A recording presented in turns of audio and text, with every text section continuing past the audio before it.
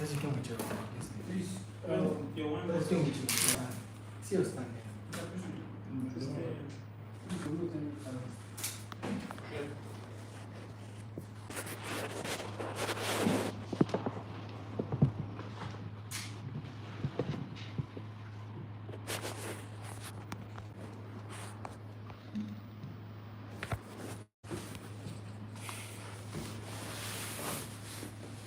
Eu preciso de isso.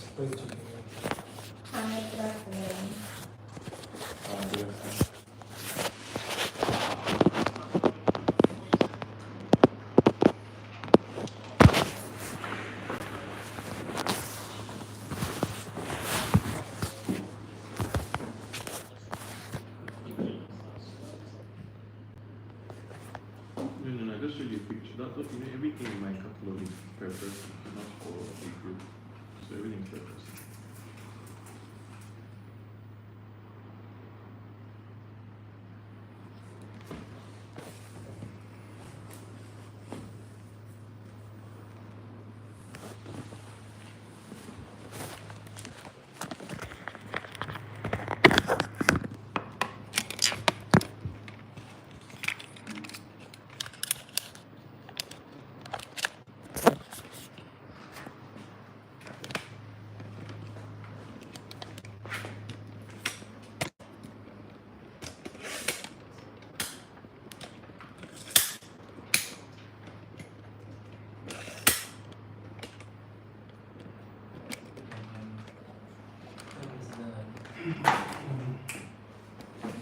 Ele show.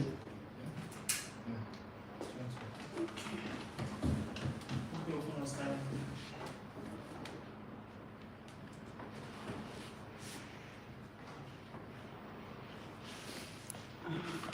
Please, Mr. Studio. Please. Please, so I'm begging you. Please. Yes.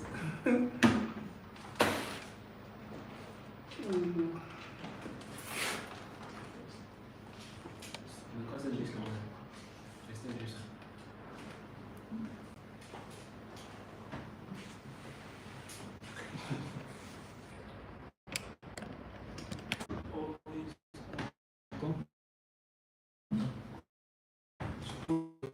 What's good? What's good? We're waiting for him. Okay. Wait, disconnect this.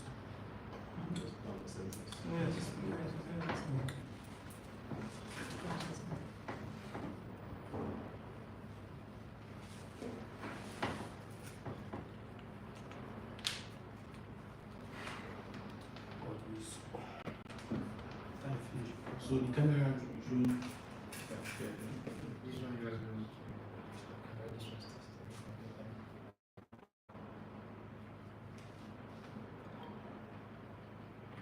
I'm expecting you.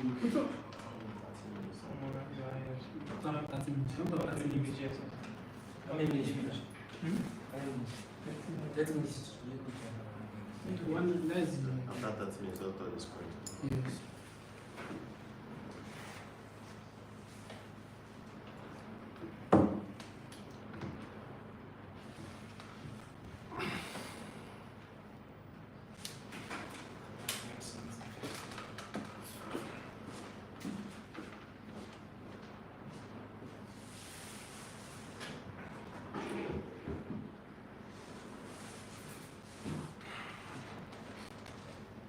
So first, let's put.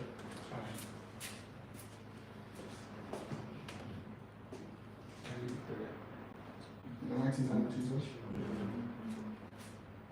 Let's we've come today gathered in this environment to share an impactful knowledge that every other people out there will hear and understand the steps that they should take in building what they are building.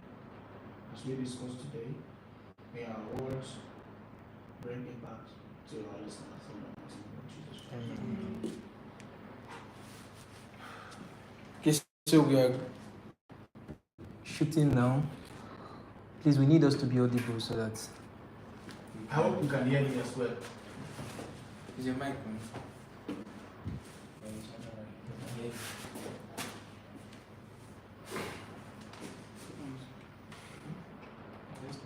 Yeah.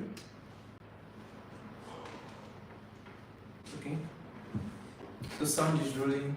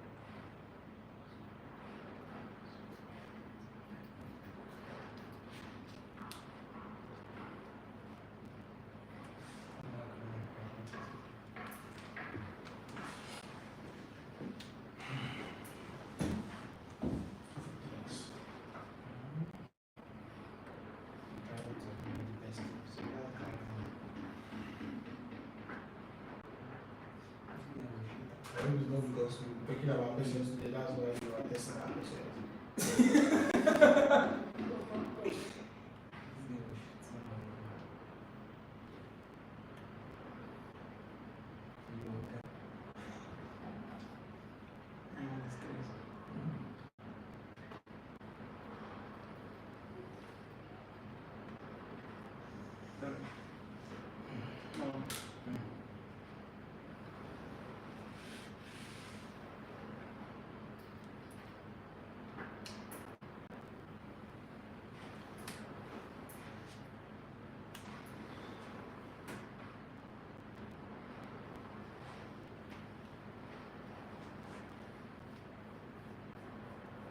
The camera is rolling.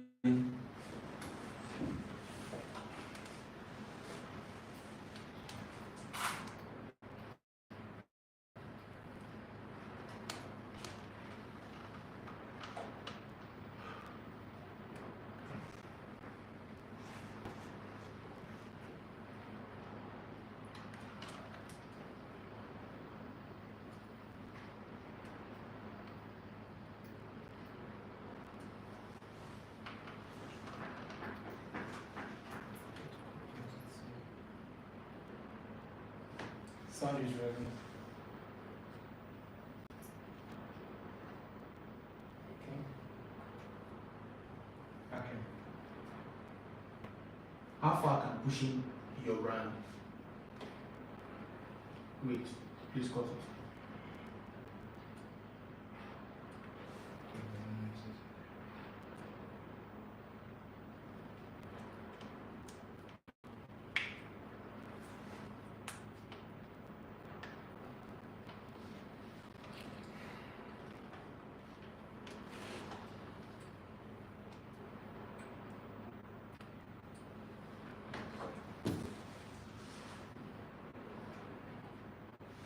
Good.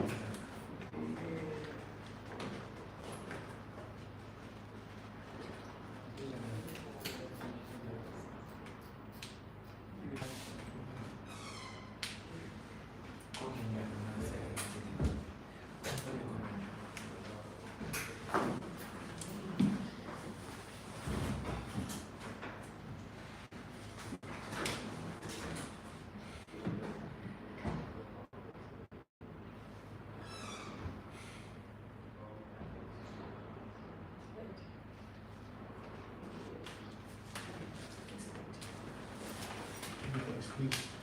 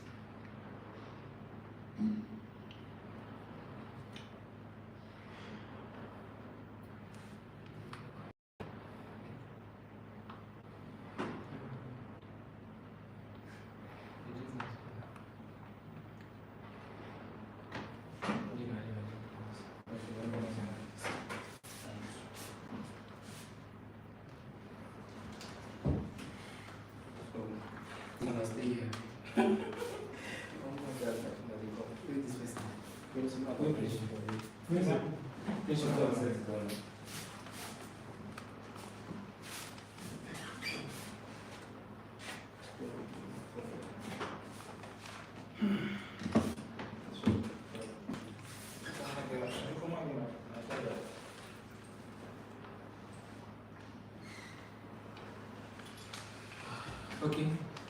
When you're ready. Oh, cool.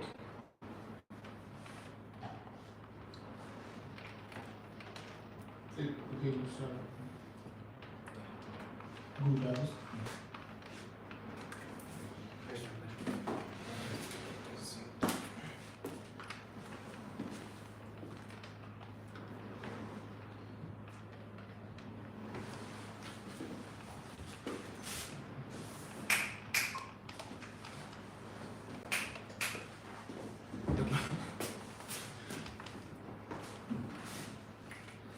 Camera is rolling, sound is rolling. And action. How far can taking a risk push your brand? My name is Uche, the founder of Beyond Chat Studio. Right beside me, I have J Sport Entertainment, Mr. Josh. And today we'll be talking about something very amazing. And as well, I have my co-host, the founder of Packaging Pictures, to the grades. Welcome to this space. So we're discussing something very deeply about risk, patience, and profit. Because founders of this time, they think that taking risk is just about doing it for just doing it. You don't know what taking risk deeply means. The advantages, you don't get to find out the advantages before going into any risk, right? So today we'll be discussing about it, talking about this patient side and how it can scale us up to profit. So what's the oldest step you've ever taken in your brand? What's the oldest one? Oldest step. Oldest step you've ever taken. Starting from 2009, this brand has been growing from 2009. It's really amazing. I think leaving the UK to come here to establish schools was during that moment. Because it was a bit of I'll say my story was for this part, but basically I don't know the rest section for it basically, but yeah, I think having to move away from another country to come here to establish event business, to start up event from scratch again. So that's one of the biggest moves I've taken. So I'll leave with my co-host to talk more about her brand. Oh, hi. Collaborating Pictures. This is Port Harcourt. So what really brought up that Port Harcourt Pictures vibe? It's so nice. So my story is similar to that of our guest. I was born and bred in Lagos and I relocated to Port Harcourt City 9 years ago.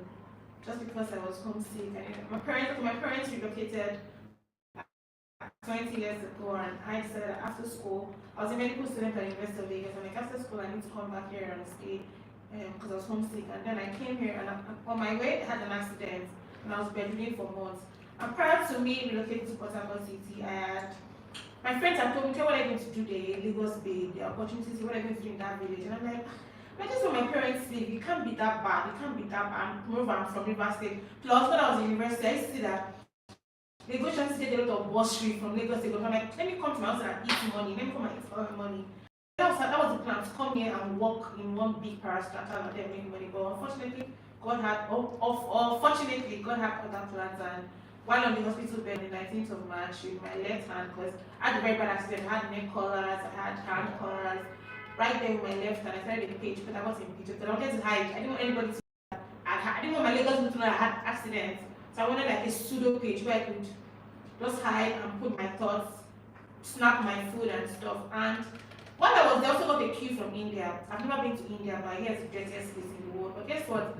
They don't put out the bad things in there. In fact, I'm sure if you want to watch a Bollywood and Bollywood, you pick Bollywood movie.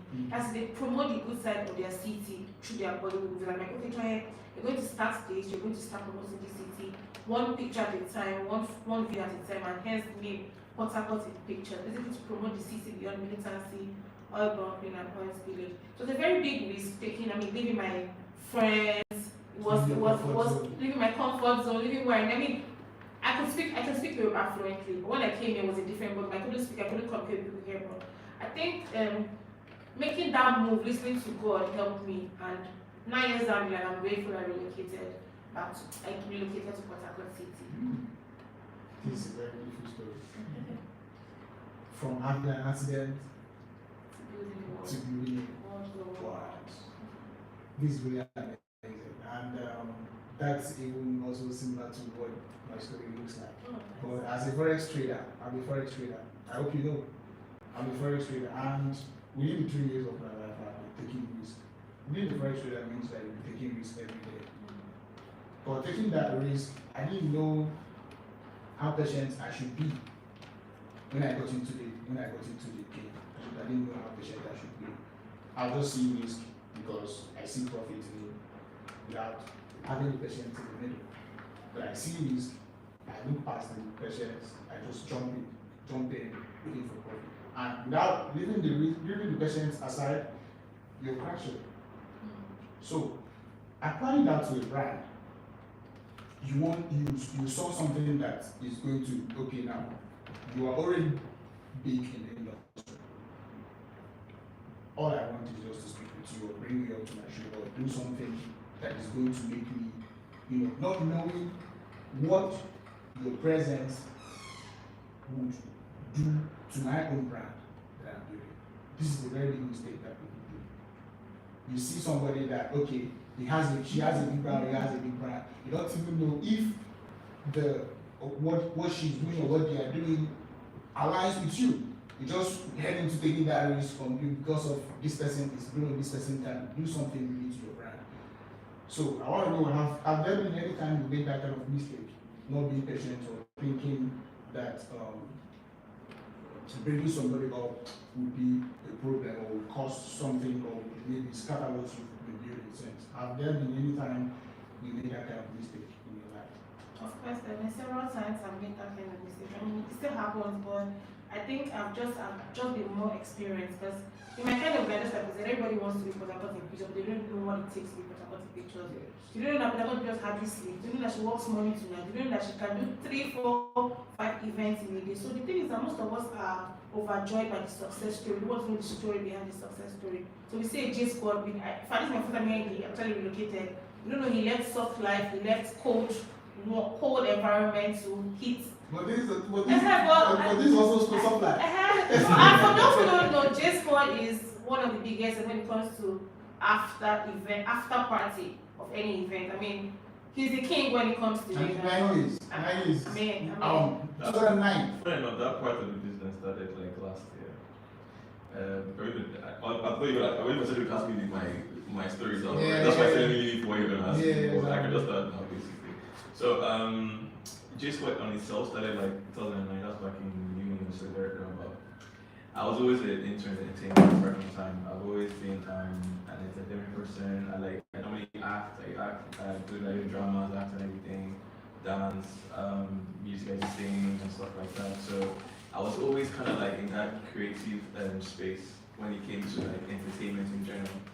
So back then it started like a dance group. I started like I loved to dance at that time. So I remember when I went to school, I formed like a dance group at that time and. So you can like give us a move now. Okay? Yeah, bro, everything like I can dance. Every time I was it. So it started like that basically. I remember having to go and like share flyers and like get people to like come, like and then I remember having like lots of people apply. And from there, just started like dancing and then we normally go for shows back then in school and everything and then from that we now did our own event and then it was sold out and then I was like, oh, this business actually sweet to like people are buying tickets and so that and now I was making from tickets and okay, so let me just keep doing this whole thing and from there they're going to show this thing and after school and all that basically I still had that whole passion. I was still doing acting, I was still like doing a couple of theatre productions and stuff and but then I'm actually half British, half Nigerian. My mom is Dominican basically. So we always kept on shuffling between I was mostly in Nigeria.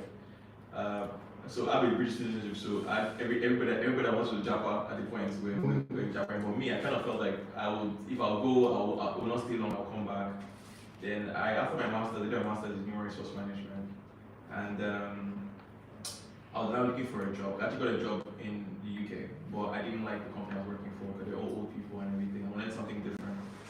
So I applied for some jobs and then I now got a contact from an agent in China.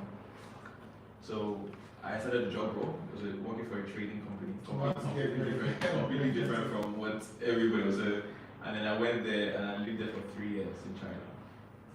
Yeah, so, and even while I was there, I was still trying to do things like I was doing events. I don't know, wherever I was, I always have a way of bringing people around, or trying to look for a way to create like this kind of like I used to like have game nights and stuff. People from my home, people come, like all the expatriates from all the different countries. Like I was in charge of the expats that were coming to the country. So most of the time, like I'll host like game nights and stuff, and then people come in, and to the point that people are not hearing about this J Squad game night thing.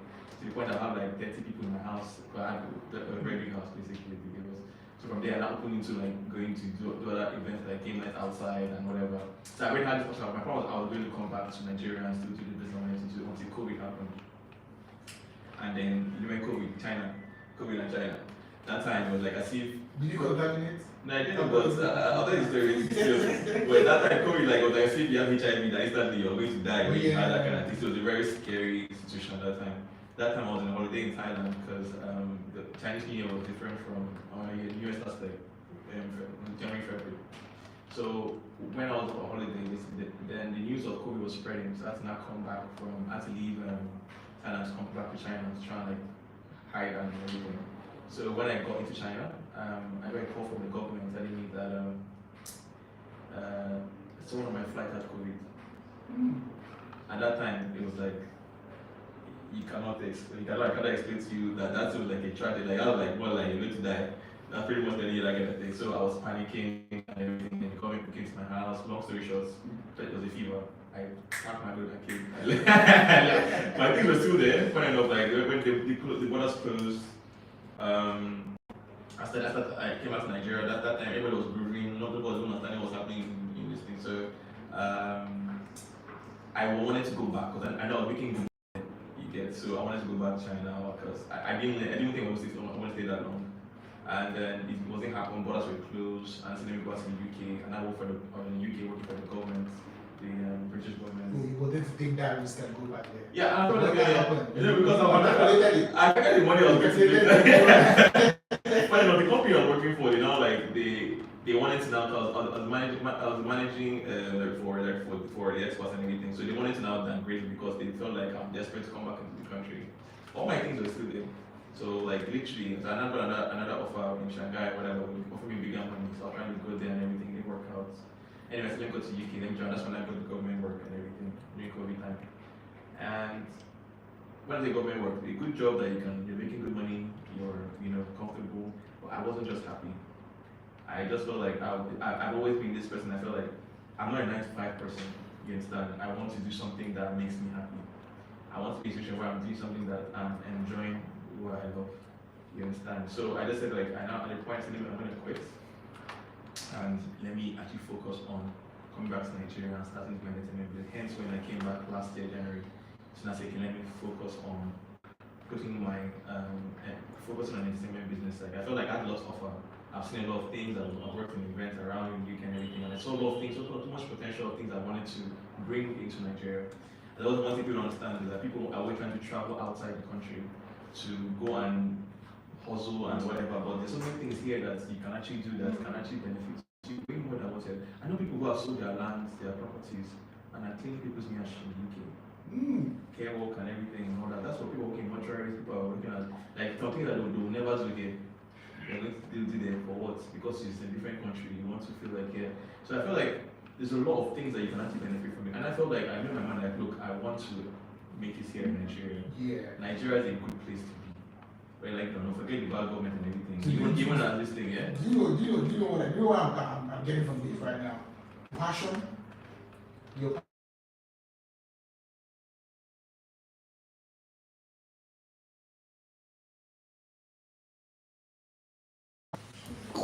Is he silenced now? Have you silenced him?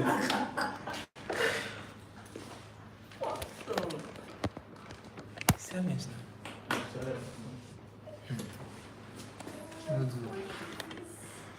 just close it over and start again and just pick up. Okay, you're not talking. Yes, you're talking. So what I'm capturing from all these things, or all these stories you're telling now about how you started is passion. You all started with passion, and it's still a passion. That passion is still moving you. You still have that motive and fire in you, all along. But what did all these things teach you? So when I came back here, It's just about two, three, like 2 sentences of what they taught you. because when I came here, first of all, like, I realized, like I said, it was. And why Port Harcourt? Why Port Harcourt? Why Port Are you, Harcourt? Well, are you from Rivers State? I'm River State, yeah. Oh. I was always in Port Harcourt, basically. Like, even when I was thinking, maybe I could go to Lagos and do this business I wanted to, but like, I rather come to a place home where I'm aware of the area. I know people. I feel like my first event was a free. Like, was my friend was getting married. You understand? I know I had a lot of things I was doing. In fact, like people that were in the business, they were there, they were plenty. You understand? And then I knew that for me to take over was going to be very hard. You understand? So, but that's another thing people understand, that you need to try and you have to come down to the level of trying to do things for free. You have to sacrifice.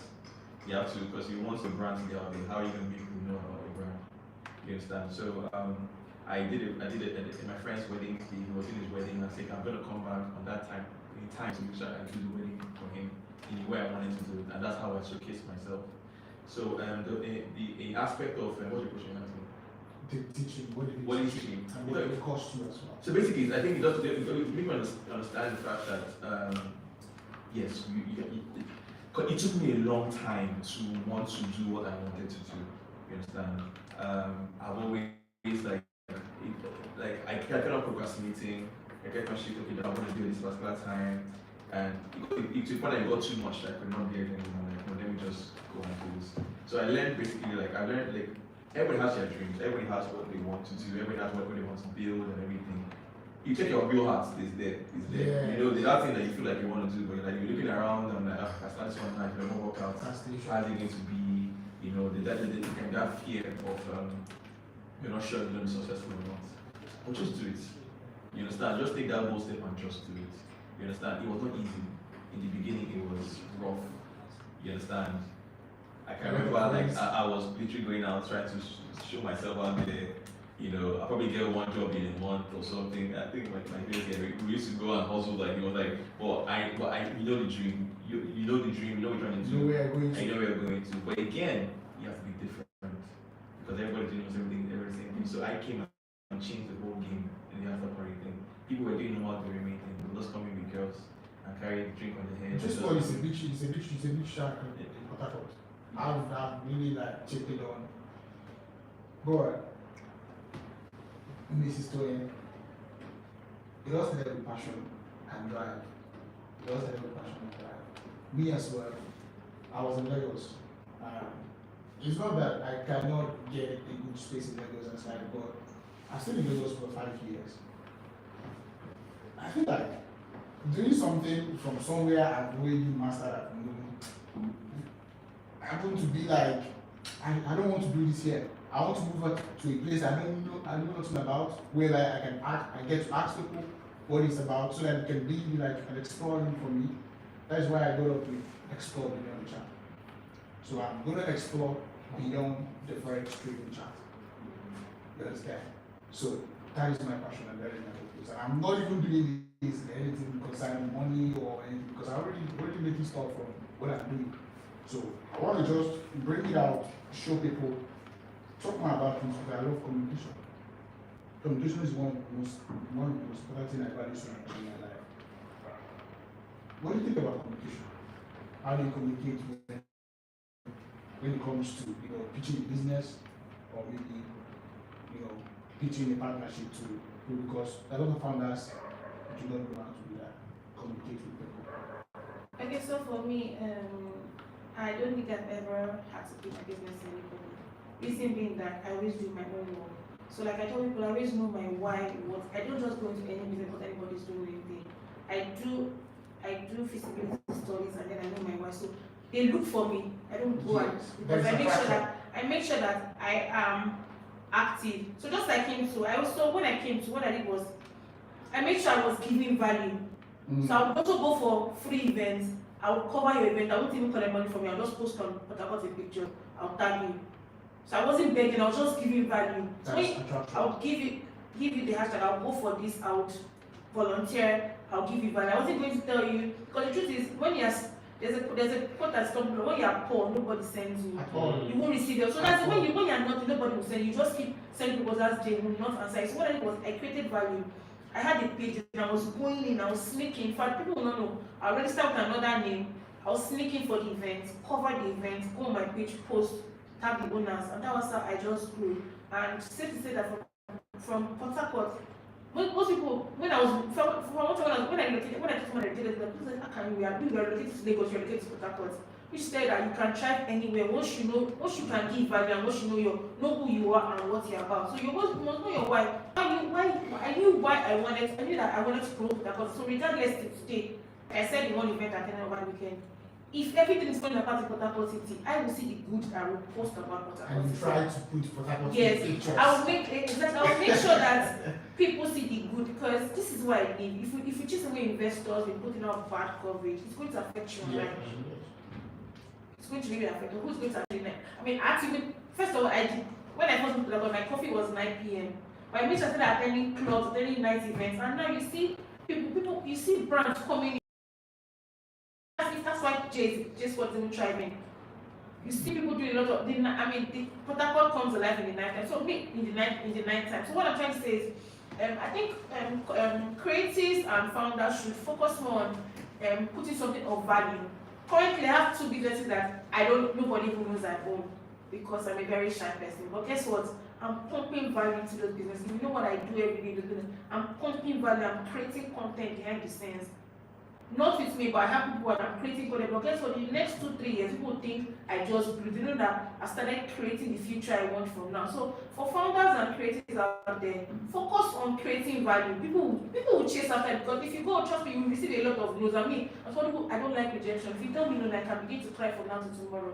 So what I do is I think people should focus more on value. Then it's easier for you to pitch what you're about when you have things, when you have leverage, when you have, if you say, oh, my name is Toyin, okay, like that, I can tell you I'm a woman. What makes me a woman? You can see the features of a woman. That is why you should have a brand. You are good. What makes you good? Let us see the features of being good in your business and in your You brand. know, I think this is like the third time I'm hearing this from a heavy person. This is a very straightforward advice that any founder needs now.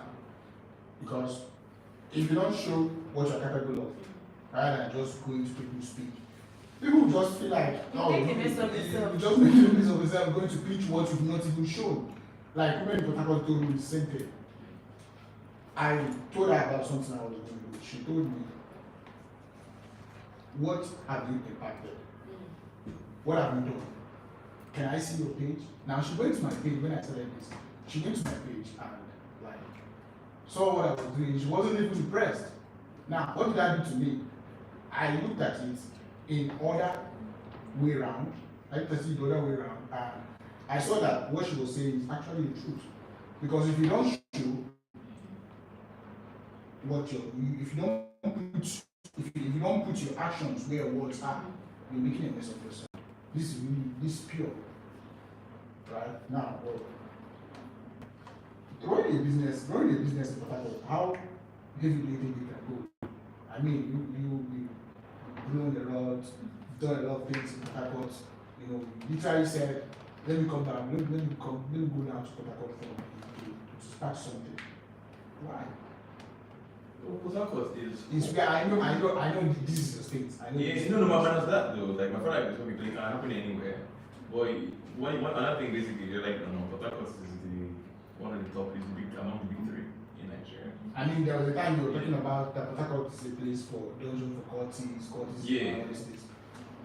Because But I at don't that think time so. we did not control the narrative, but now I'm happy that now we were able to control the media narrative now. Because then it was more we're pushing out. We didn't. Our forefathers stopped pushing out the negative. I mean, before I heard that before people used to fly from Lagos to come and have fun in River State. But So has it how been did bad? that change? Yes, how did that change? Well, to be honest, I do think Port Harcourt is, because I know, let's be honest, there was a particular period where Port Harcourt was a bit unsafe. Yeah. Kidnappings and all that. Everything. And I think at some point, I think the government can help to like fade all those aspects away.